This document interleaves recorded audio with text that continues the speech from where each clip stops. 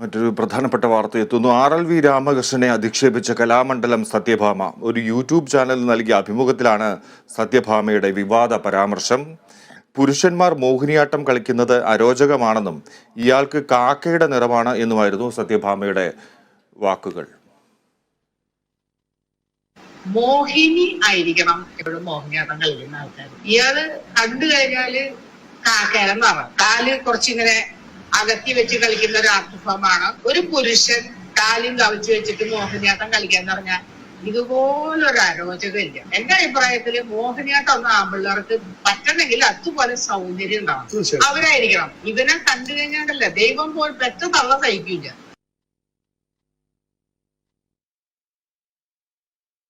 അനീഷ ആന്റണിയാണ് വിവരങ്ങൾ നൽകാൻ ചേരുന്നത്. അനീഷ, ഇത് വളരെ കടത്തിയ ഒരു പ്രയോഗങ്ങളും പ്രസ്താവനയും ഒക്കെ ആയിപ്പോയി. എന്തു പറ്റിയ സത്യഭാമയ്ക്ക് എന്ത് പറ്റിയെന്ന് തന്നെയാണ് ഇപ്പോൾ ഈ വാർത്ത കാണുന്ന പ്രേക്ഷകരും അതുപോലെ ഈ ഓൺലൈൻ ചാനലിൽ നൽകിയ അഭിമുഖം കാണുന്ന പ്രേക്ഷകർ ഇപ്പോൾ ചിന്തിക്കുന്നത്. കാരണം അത്രയും മോശപ്പെട്ട രീതിയിലാണ് അധിക്ഷേപം നടത്തിയിട്ടുള്ളത്.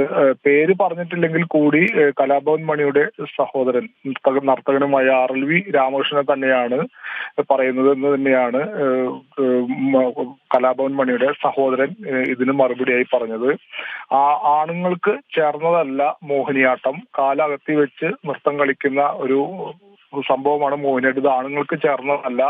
മാത്രമല്ല ഇത്രയും കറുത്ത ഒരാളാണ്, കാക്ക പോലെ കറുത്തവനാണ് എന്നെല്ലാം പറഞ്ഞാണ് അത്. ഇവനെ കണ്ടാൽ പെറ്റ തള്ള സഹിക്കൂല എന്ന വരെ ഈ ഓൺലൈൻ ചാനൽ നൽകിയ അഭിമുഖത്തിൽ പറയേണ്ടത്.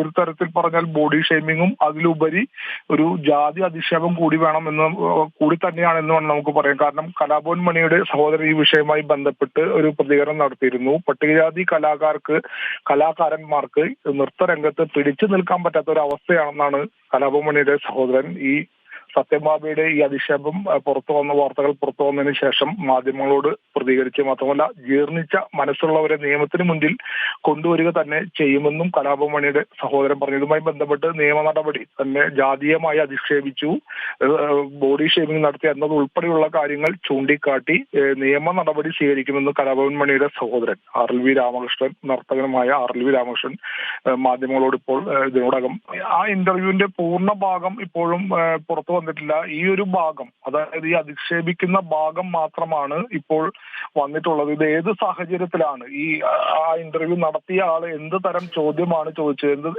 ഏത് സാഹചര്യത്തിലാണ് ഇത്തരത്തിലൊരു മറുപടി പറഞ്ഞത്, സത്യഭാമ പറഞ്ഞതെന്ന് ഇപ്പോഴും വ്യക്തമല്ല. പക്ഷെ എന്നിരുന്നാൽ കൂടി പുരുഷന്മാർക്ക് ചേർന്നതല്ല ഈ മോഹിനിയാട്ടം.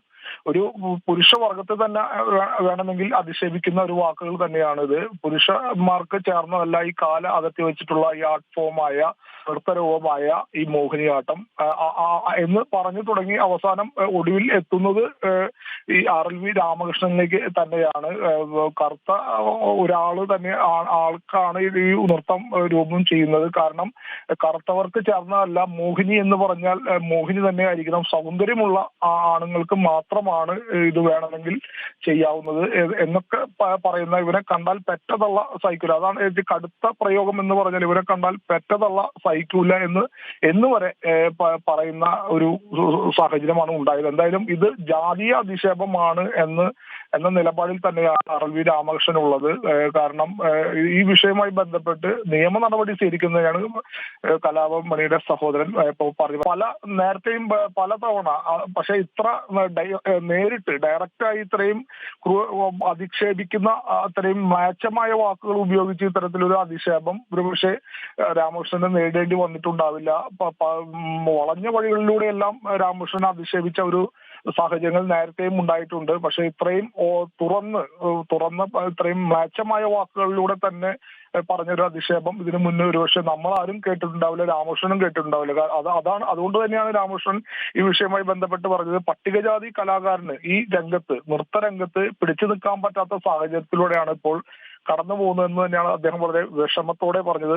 ഇത്തരം ജീർണിച്ച മനസ്സുള്ളവരെ നിയമത്തിന് മുന്നിൽ കൊണ്ടുവരണം എന്നായിരുന്നു അദ്ദേഹത്തിന്റെ പ്രതികരണം. അദ്ദേഹം എന്തായാലും നിയമ നടപടി സ്വീകരിക്കുന്നത് തന്നെയാണ്. പക്ഷേ ഈ വിഷയത്തിൽ സത്യഭാമയുടെ ഒരു പ്രതികരണം അല്പം മുമ്പ് വന്നു. അതായത് താൻ അധിക്ഷേപിച്ചത് RLV രാമകൃഷ്ണനെ അല്ല, അദ്ദേഹം നൃത്തം പഠിച്ച ആ സ്ഥാപനത്തെയാണ് താൻ പറഞ്ഞത്. രാമകൃഷ്ണൻ താൻ വ്യക്തിപരമായി അധിക്ഷേപിച്ചിട്ടില്ല. മാധ്യമങ്ങൾ ഇത്തരത്തിലുള്ള ഈ ഒരു തന്റെ ഇന്റർവ്യൂ വളച്ചൊടിച്ച് വാർത്ത നൽകിയതാണെന്നാണ് സത്യഭാമയുടെ പക്ഷം. സത്യഭാമ പറയുന്നത് RLV രാമകൃഷ്ണനെ താൻ ഉദ്ദേശിച്ചിട്ടില്ല. അവർ നൃത്തം പഠിച്ച സ്ഥാപനം, ആ സ്ഥാപനത്തെയാണ് താൻ പറഞ്ഞത്.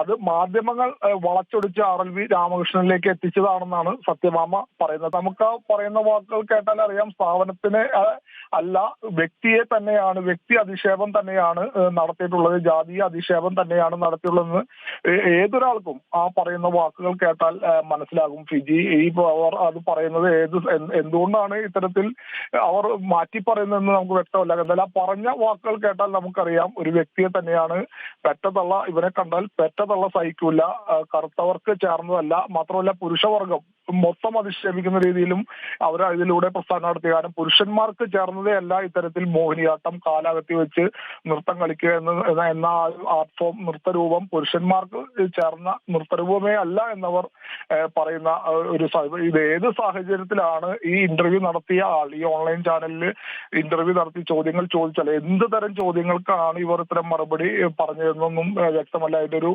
നിശ്ചിത ഭാഗം മാത്രമാണ് ഇപ്പോൾ പുറത്തു വന്നിട്ടുള്ളത്. അതിന്റെ പൂർണ്ണരൂപം കേട്ടാൽ മാത്രമേ ഏത് ചോദ്യങ്ങൾക്കാണ് ഇവർ ഇങ്ങനെ പ്രതികരിച്ചതെന്ന് നമുക്ക് കൂടുതൽ. സുന്ദരികളായ സ്ത്രീകൾക്കും അല്ലെങ്കിൽ അതിസുന്ദരന്മാരായ പുരുഷന്മാർക്കും മാത്രം വേണമെങ്കിൽ പുരുഷന്മാർക്ക്, സുന്ദരന്മാരായ പുരുഷന്മാർക്ക് കളിക്കാവുന്ന ഒരു ആർട്ട് ഫോം ആണ് ഈ മോഹിനിയാട്ടം എന്ന് പറയുന്നത്. സ്ത്രീകൾക്ക് മാത്രമേ ഇത് വഴങ്ങും. മോഹിനി ആയിരിക്കണം ഈ നൃത്തം ചെയ്യുന്ന ആൾ, അത് ആരെയും മോഹിപ്പിക്കുന്നതായിരിക്കണം ഈ നൃത്തം അവതരിപ്പിക്കുന്ന ആളെ. വ്യക്തിപരമായി RLV രാമകൃഷ്ണനെയും അദ്ദേഹം നൃത്തം അഭ്യസിച്ച ആ സ്ഥാപനത്തെയും അധിക്ഷേപിക്കുക എന്ന ഒരു ഒറ്റ ഉദ്ദേശം കൊണ്ട് തന്നെയാണ് ഇവർ ഇത് പറഞ്ഞിട്ടുള്ളത്. നമുക്ക് ആ വാക്കുകളിൽ നിന്ന് മനസ്സിലാക്കാൻ പറ്റും.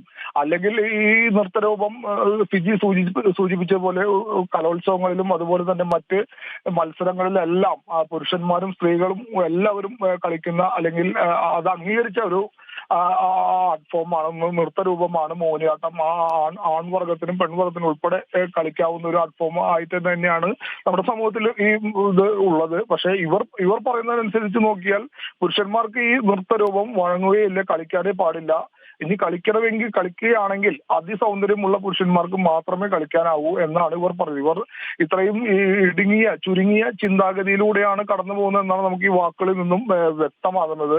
മാത്രമല്ല ഒരു വ്യക്തിയെ ഞാൻ നേരത്തെ സൂചിപ്പിച്ച പോലെ വളരെ മോശപ്പെട്ട രീതിയിലാണ്, കറുത്തവനാണ്, പെറ്റതള്ള സഹിക്കൂല ഇവനെ കണ്ടാൽ എന്നെല്ലാം പറഞ്ഞ് ഇത്രയും മോശപ്പെട്ട വാക്കുകളിലൂടെ ഒരു വ്യക്തി അധിക്ഷേപം നടത്തുകയാണ്, ബോഡി ഷേമിംഗ് നടത്തിയിരിക്കുകയാണ്, അതുപോലെ ജാതി അധിക്ഷേപം നടത്തിയിരിക്കുകയാണ്. എല്ലാം മൊത്തത്തിൽ ഈ വാക്കുകൾ കേട്ടാൽ അത്രയും നമ്മൾ മലയാളി സമൂഹം ഇരുത്തി ചിന്തിക്കുന്ന തരത്തിലുള്ള ഒരു വാക്കുകളാണ് ഇവർ ഈ ഓൺലൈൻ ചാനലിന് നൽകിയ അഭിമുഖത്തിലൂടെ ജനങ്ങൾക്ക് പൊതുമധ്യത്തിലേക്ക് തന്നെ പറഞ്ഞ ഒരു വാക്കുകൾ തന്നെയാണ്, ഈ മ്ലേച്ഛമായ വാക്കുകൾ തന്നെയാണ്. അത് അവർ അംഗീകരിക്കുകയും ചെയ്തിട്ടുണ്ട്. അവർ പറഞ്ഞത് RLV രാമകൃഷ്ണനെ അല്ല, മറിച്ച് അവരുടെ സ്ഥാപനത്തെയാണ് താൻ പറഞ്ഞതെന്നാണ് പറയുന്നത്. മാധ്യമങ്ങൾ വളച്ചൊടിച്ചു എന്ന രീതിയിലാണ്, മാധ്യമങ്ങളുടെ തലയിലേക്ക് കുറ്റം ചാരുന്ന രീതിയിലാണ് അവർ ഇപ്പോൾ ഏറ്റവും ഒടുവിൽ പറഞ്ഞത്. എന്ത് തരത്തിലാണ് ആ സ്ഥാപനത്തെ കുറിച്ച് ഇവർ കണ്ടെത്തിയ കുറ്റം എന്ന് വ്യക്തമല്ല. ഇവർ പറഞ്ഞത് ആ സ്ഥാപനത്തെ ഉദ്ദേശിച്ചാണ്, താൻ വ്യക്തി അധിക്ഷേപം നടത്തിയിട്ടില്ല, മാധ്യമങ്ങൾ വളച്ചൊടിച്ചെന്നാണ് പറയുന്നത്. RLV എന്ന് പറയുന്ന സ്ഥാപനം നമുക്കറിയാം, ഫിജി പറഞ്ഞ പോലെ വലിയ പ്രശസ്തമായ ഒരു കലാമണ്ഡലം ഒക്കെ പോലെ തന്നെ പ്രശസ്തമായ ഒരു സ്ഥാപനം തന്നെയാണ് RLV സ്ഥാപനം, നൃത്തം അഭ്യസിപ്പിക്കുന്ന സ്ഥാപനം. ഈ സ്ഥാപനത്തിന് ഇവർ എന്ത് കുറ്റമാണ് കണ്ടെത്തി ഇങ്ങനെ അധിക്ഷേപം വാക്കുകൾ ചൊരിഞ്ഞതെന്ന് നമുക്ക് ഇപ്പോഴും വ്യക്തമല്ല. അതുകൊണ്ടാണ് ഞാൻ നേരത്തെ പറഞ്ഞത്, ആ ഇന്റർവ്യൂവിന്റെ പൂർണ്ണ ഭാഗം പുറത്തു വന്നാലാണ് ഇവർ എന്തിനാണ് ഇത്തരത്തിൽ വ്യക്തി അധിക്ഷേപവും സ്ഥാപനത്തെയും അധിക്ഷേപിക്കുന്ന രീതിയിൽ ഇവർ രംഗത്തെത്തിയതെന്ന് ഒരുപക്ഷെ സത്യഭാമ തന്നെ വ്യക്തമാക്കേണ്ടി വരും. എനിക്ക് തോന്നുന്നു വരും മണിക്കൂറുകളിൽ ഇതേക്കുറിച്ച് ഇത് വലിയ വിവാദത്തിലേക്ക് പോകും.